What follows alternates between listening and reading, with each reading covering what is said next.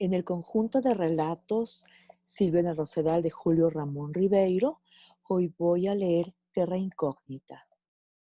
El doctor Álvaro Peñaflor interrumpió la lectura del libro de Platón que tenía entre las manos y quedó contemplando por las ventanales de su biblioteca las luces de la ciudad de Lima que se extendían desde la punta hasta el morro solar.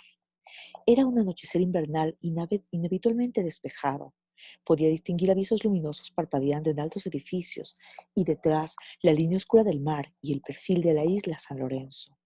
Cuando quiso reanudar su lectura, notó que estaba distraído, que desde esa galaxia extendida a sus pies, una voz lo llamaba.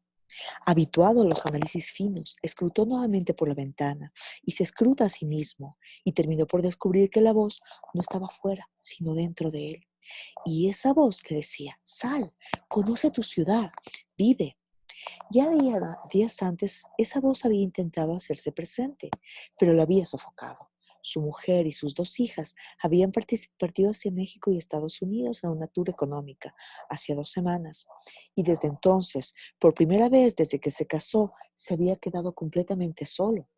Solo en casa que después de 20 años de ahorros había construido en una colina de Monterrico y en la cual creía haber encontrado el refugio ideal para un hombre desapegado de toda ambición temporal, dedicado solo a los placeres de la inteligencia. Pero la soledad tenía muchos rostros. Él había conocido únicamente la soledad literaria, aquella de la que hablaban poetas y filósofos, sobre la cual había dictado cursillos en la universidad y escrito incluso un lindo artículo que mereció la congratulación de su colega, el doctor Carcopino. Pero la soledad real era otra cosa. Ahora la vivía y se daba cuenta de cómo crecía en el espacio y se dilataba el tiempo cuando uno se hallaba abandonado a su propio transcurrir en un lugar que, aunque no fuese grande, se volvía insondable, porque ninguna voz respondía a la suya, ni ningún ser refractaba su existencia. La vieja criada de Elmira estaba, es verdad, pero perdida en las habitaciones interiores, ocupada en misteriosos trajines de los cuales no le llegaban sino los signos, un piso encerado, unas camisas lavadas, un golpe en la puerta anunciando que la mesa estaba servida. El golpe llegó también esta vez, pero el doctor no respondió. Detrás de la puerta de Elmira dejó escuchar una exclamación perpleja, pero cuando el doctor dijo que no se preocupara, que tenía una invitación a comer, se escucharon unos pasos enojados que se alejaban hasta esfumarse del silencio. Solo entonces el doctor comprendió que sus palabras se habían anticipado a su decisión, y puesto que ya lo había dicho, no le quedó más remedio que ponerse el saco, buscar las llaves de su automóvil y bajar las escaleras. Cuando estuvo frente al volante, quedó absolutamente absorto. Él tenía un conocimiento libresco pero perfecto de las viejas ciudades helenas, de todos los laberintos de la mitología, de las fortalezas donde perecieron tantos héroes y fueron heridos tantos dioses, pero de su ciudad natal no sabía casi nada, aparte de los caminos que siempre había seguido para ir a la universidad, a la Biblioteca Nacional, a la casa del doctor Carcopino, donde su madre. Por eso, al poner el carro en marcha, se dio cuenta de que sus manos temblaban, que este viaje era realmente una exploración de lo desconocido, la terra incógnita. Vagó y divagó por urbanizaciones recientes, florecientes, cuyo lenguaje trató en vano de descifrar y que no le dijo nada. Al fin, una pista lo arrancó de ese archipiélago de un confort monótono y más bien tenebroso y lo condujo hacia Miraflores, a donde iba muy rara vez, pero del cual conservaba algunos recuerdos juveniles. El parque, un restaurante con terraza, un vino pasable, muchachas que entonces le parecieron de una belleza inmortal. No le fue difícil ubicar el local, pero notó que había sufrido una degradación. La terraza había sido suprimida. Se instaló entonces en el interior ruidoso, donde grupos familiares comían pizzas y espaguetis. Pidió una ternera a la milanesa y se decidió a beber un vino chileno. Pero le bastó un somero examen de su contorno para darse cuenta de que allí no cabía esperar nada. Las bellas deidades de su adolescencia habían desaparecido, frecuentaban seguramente otros lugares o eran ahora esas matronas saciadas que tronaban en una mesa, blandeando como signo de realeza un tenedor. A pesar de ello terminó su vino y al hacerlo local se volvió más risueño. Distinguió incluso una mujer que estaba sola, bella por añadidura, y que observaba indecisa un helado piramidal con crema, cerezas y chocolate, al que al parecer no sabía por dónde atacar. Eliminando todo el resto, solo concentró su atención en ella.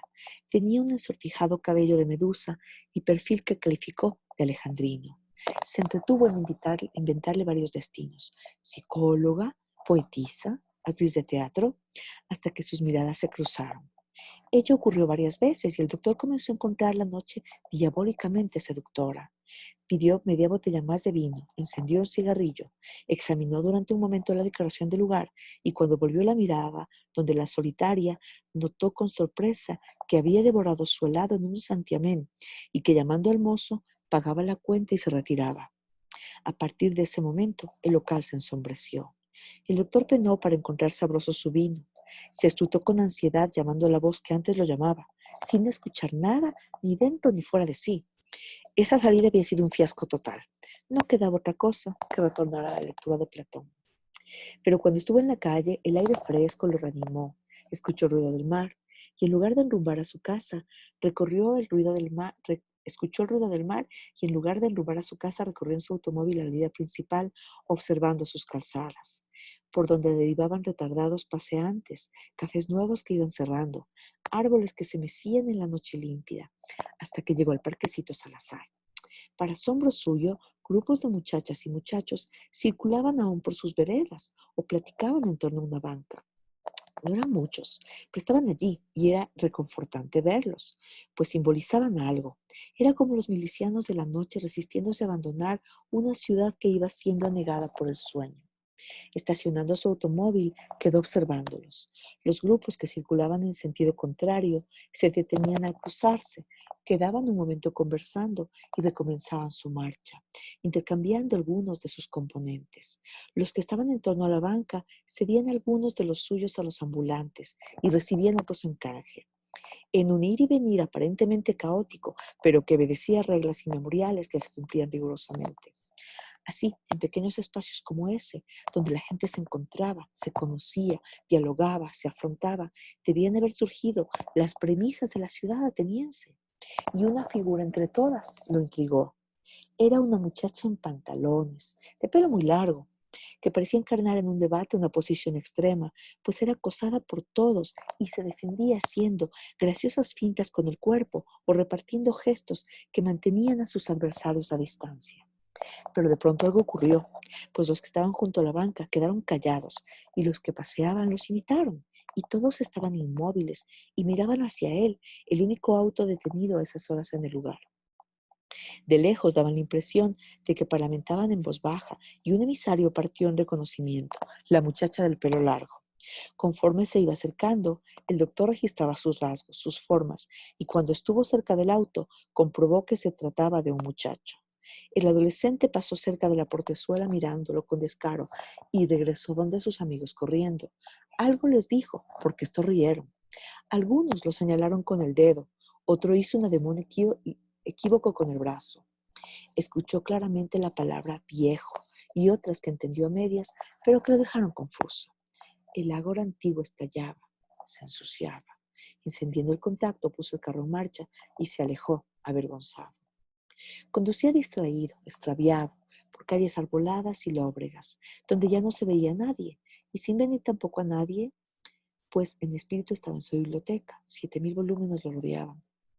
Del brazo de Jenofonte o de Tucídides recorría reinados, guerras, coronaciones y desastres, y odiaba haber cedido a esa tentación banal, esa excursión por los extramuros de la serenidad, olvidando que hacía años había elegido una forma de vivir, la lectura de viejos manuales, la traducción paciente de textos homéricos y el propósito ilusorio pero tenaz de proponer una imagen antigua, probablemente escéptica, pero armoniosa y soportable de la vida terrenal. El claxon de una camioneta que estuvo a punto de embestirlo lo sacó de sus meditaciones. Acababa de atravesar un puente sobre la vía expresa. El vino astringente le había dejado la garganta seca. Ese barrio aún animado debía ser Surquillo. Distinguió la señal luminosa del bar El Triunfo. Decía que era un antro de trancas y de grescas. No podía ser el ruido del mar lo que llegaba a sus oídos, sino el canto de las sirenas. Sus libros estaban lejos y la sed lo abrazaba. Su auto estaba ya detenido frente al establecimiento y con paso resuelto caminaba hacia la puerta batiente. En lugar de sirenas, hombres hirsutos y ceñudos bebían cerveza en los apartados, pegados al muro o en las mesidas del espacio central. Ocupando una de estas, pidió también una cerveza y se deleitó con el primer sorbo de una amarga frescura y lo repitió llenándose la boca de espuma. Las noches podían ser eternas si uno sabía usar de ellas. Se entretuvo mirando las repisas cimbradas por el peso de las botellerías, pero cuando quiso realmente implementar un sentido, un orden a lo que lo rodeaba, se dio cuenta de que nada comprendía, que no había entrado a ningún lugar ni nada había entrado en él. Era el sediento perdido en el desierto, el náufrago aterrado buscando entre las brumas la costa de la isla de Circe. Figuras cetrinas en saco blanco patinaban sobre las baldosas con platos en la mano. Una sirena gorda surgió en un apartado acosada por una legión de perfiles caprenses. Por algún sitio alguien secaba vasos con un trapo sucio, algo así como un chino hacía anotaciones en una libreta.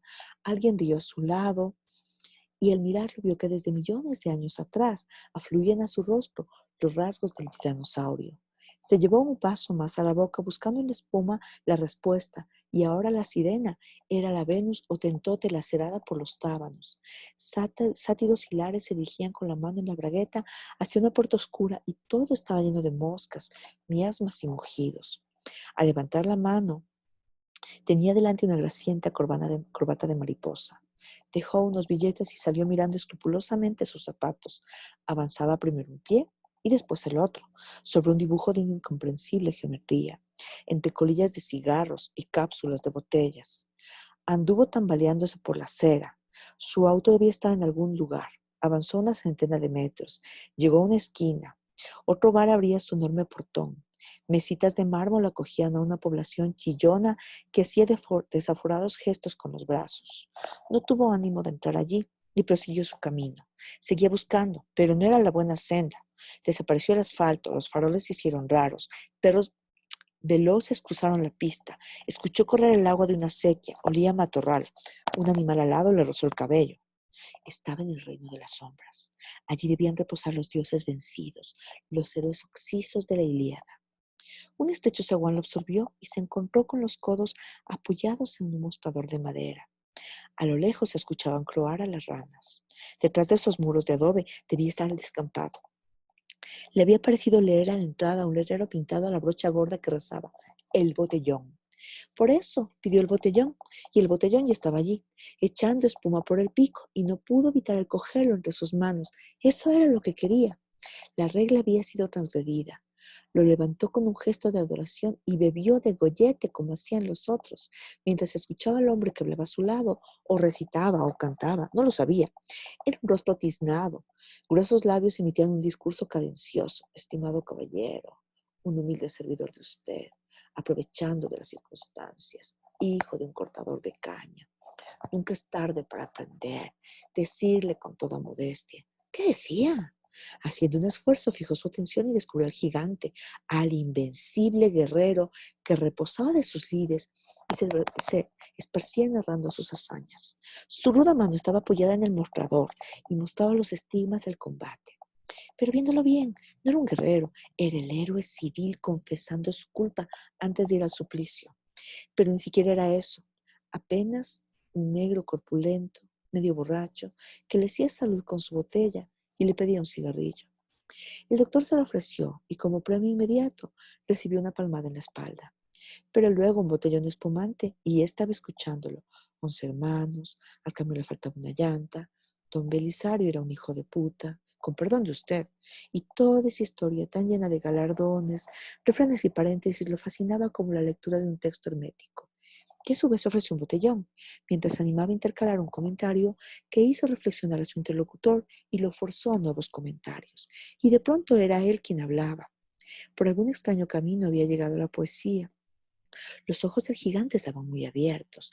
De sus labios hinchados salió una copla en respuesta a una cita de Anacreonte. Pero todo era muy frágil. El hilo tendido estaba a punto de romperse. Detrás del mostrador alguien gritaba que todo el mundo debía irse, justo cuando el negro reía y le ponía la mano en el hombro. Ya son las 3 de la mañana. No tenemos licencia. Sonaron golpes en el mostrador y todos estaban de pie. El portón se cerraba, iban saliendo en grupos a la calle oscura. Parejas abrazadas tomaban senderos secretos hacia las copas del alba. Y el negro le preguntaba, ilustre caballero, ¿dónde vamos a tomarnos? Querido amigo, el último botellón. Y él respondió, en mi casa. Algo había sucedido. El negro se le recostó bruscamente al dar una curva.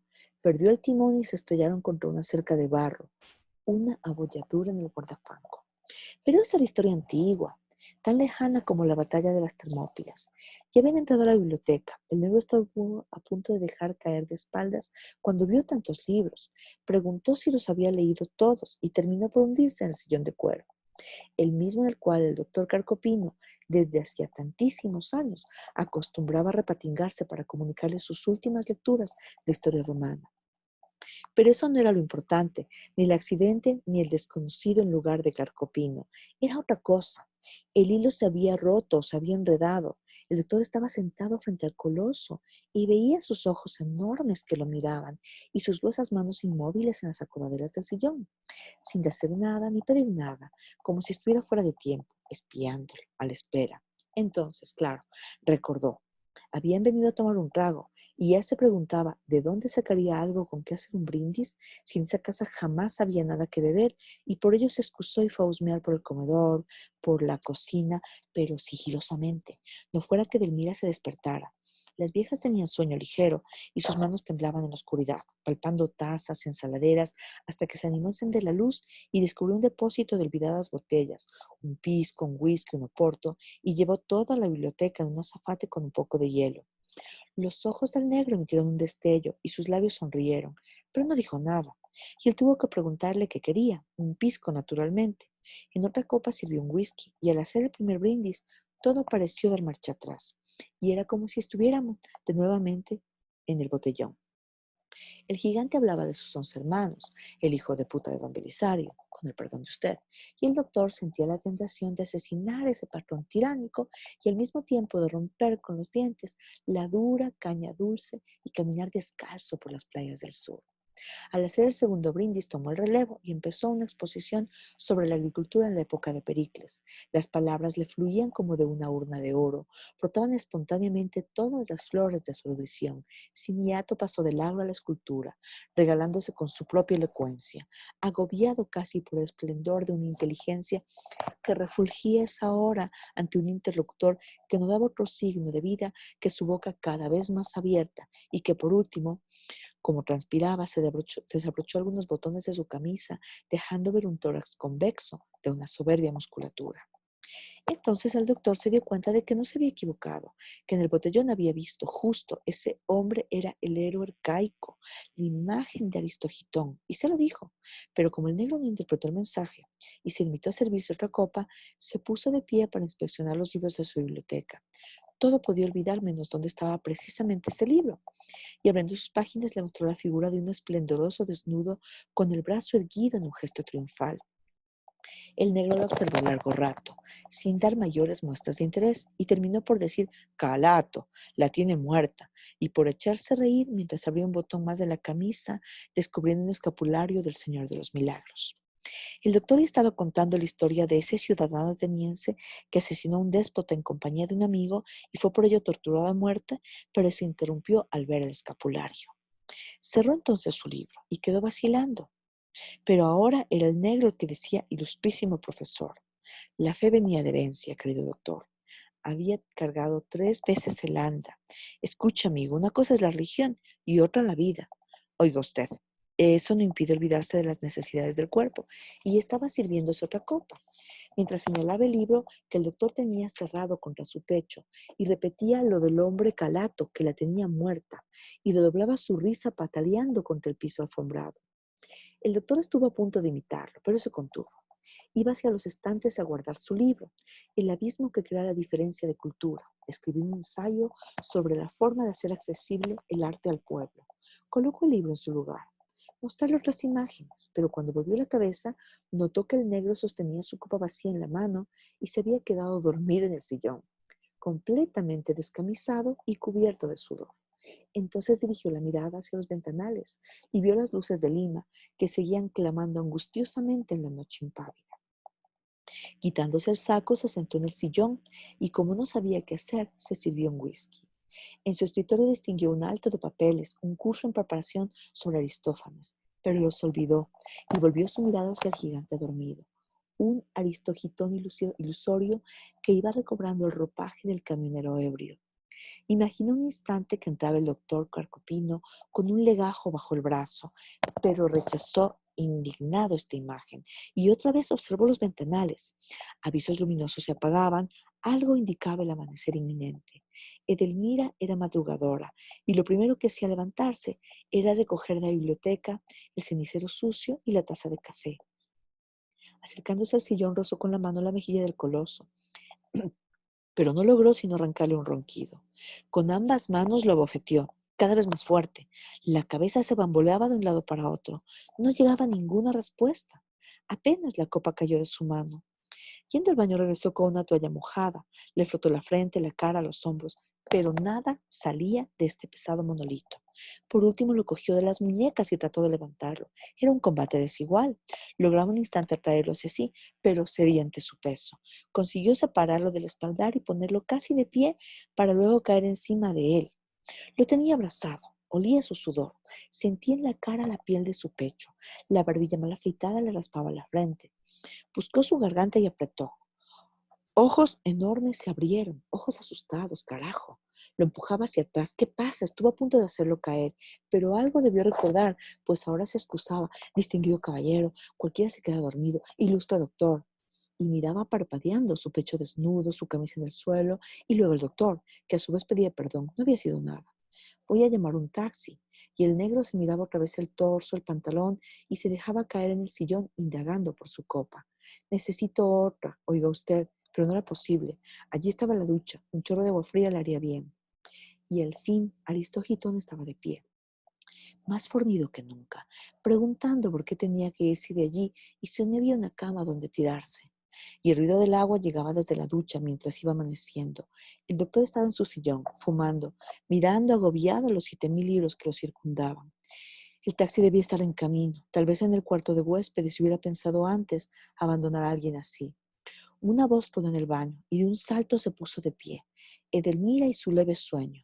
El doctor Cargopino estaba pidiendo una toalla y se atrevía a reír bromeando a propósito de los caños tan gordos y encorvados y tuvo que entrar con un paño enorme y ver la recia forma oscura contra la mayólica blanca, mientras el coloso, aún medio perdido entre el botellón, el agro, la ducha, el escapulario, seguía diciendo que la religión no tenía nada que ver con las necesidades de la vida y que después de todo no había ningún problema, siempre que hubiera una cama blanda donde tirarse y algo que le permitiese cambiar la llanta del camión.